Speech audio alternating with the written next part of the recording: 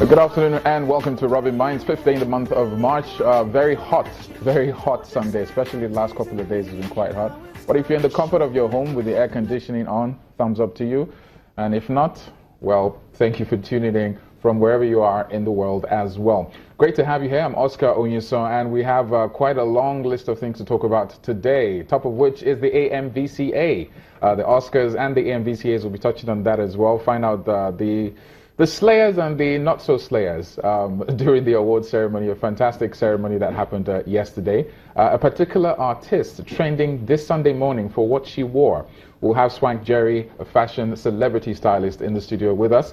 All right, coming back to home with something a bit more serious. The xenophobia is still going on. The attacks are still going on. But this time around, Nigerians in the form of the Niger Delta are retaliating to all establishments or businesses that has anything to do with South Africa. We'll talk about that as well. When it comes to the issue of the dollar, CBN injecting hopefully another $350 million into the system to bring the price down further. We'll talk about that implication as well.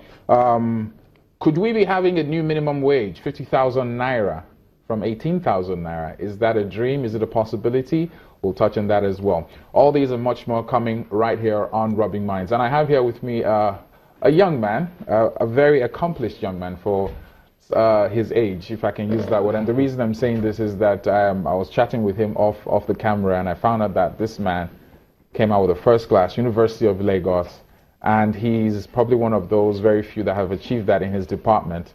And I think it's worthy to celebrate this very talented young man. Great to have you, Emmanuel Uyi. Thank you. It's great to be on the program. How are you? Great to have you on board. Yeah, I'm doing really great. Are you first time on TV?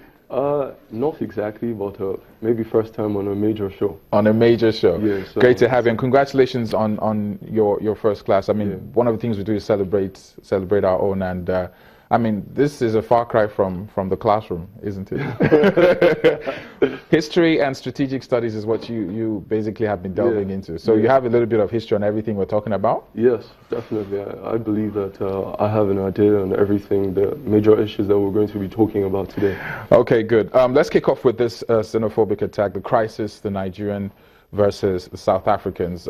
It's escalated into another level now. The Niger Delta militant threatening certain establishments like MTN, ShopRite, and other South African-owned businesses. What's your take on this? What do you think is responsible for all of this happening around this time? What's so special about this crisis?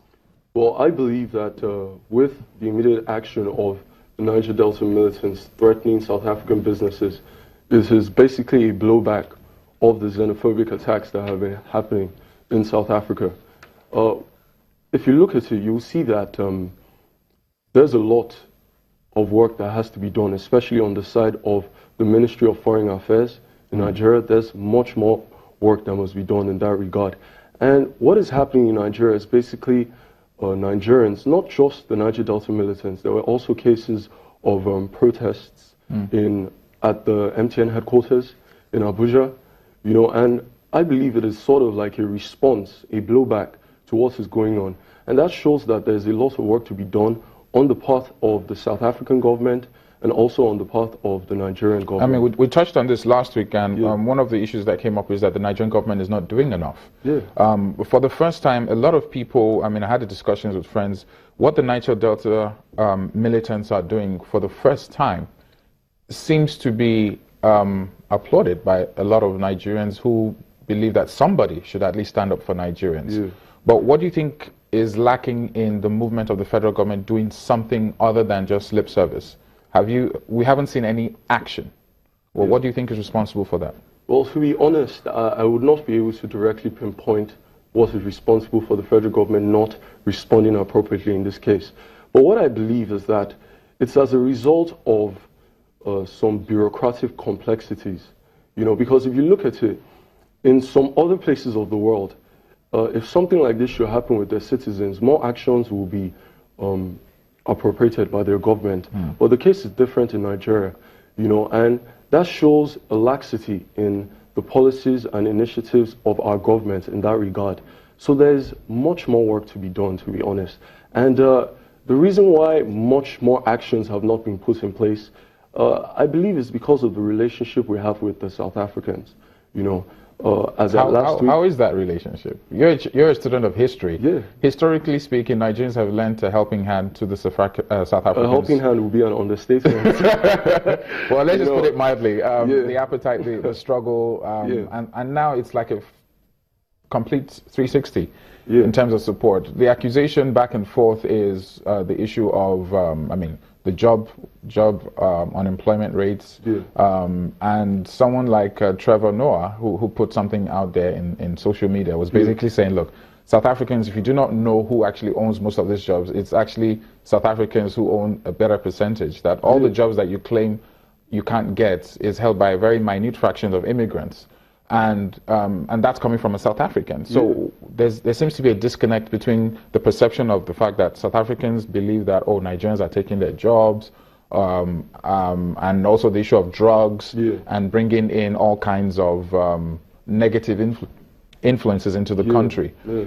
And nobody seems to be able to zone it down to one particular thing, you know. You know, like you said just now, there's a disconnect. That talks about the issue of orientation. You know, a lot of people that are engaging in this xenophobic attacks, and a lot of people that have that ideology of xenophobia are actually, they're actually not orientated, not educated about the truth of the issue. You know, and that's the reason why reorientation is very important. You know, just as you said, the relationship as regards business between Nigeria and South Africa is symbiotic.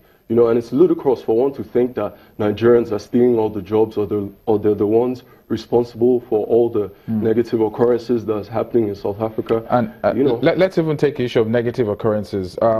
Political commentator, social commentator Omojua on social media went on and basically had a very terrible incident in South Africa, where he was detained for over an hour. And in the process of talking to one of the officials, that's the customs, there was a lady that said, and I quote, this country, does it look like Lagos? End of quote. Omojua tweeted this. Also, a student who had been there for 4 years was also detained, apparently for no reason. There seems to be a lot of hostility even at the border.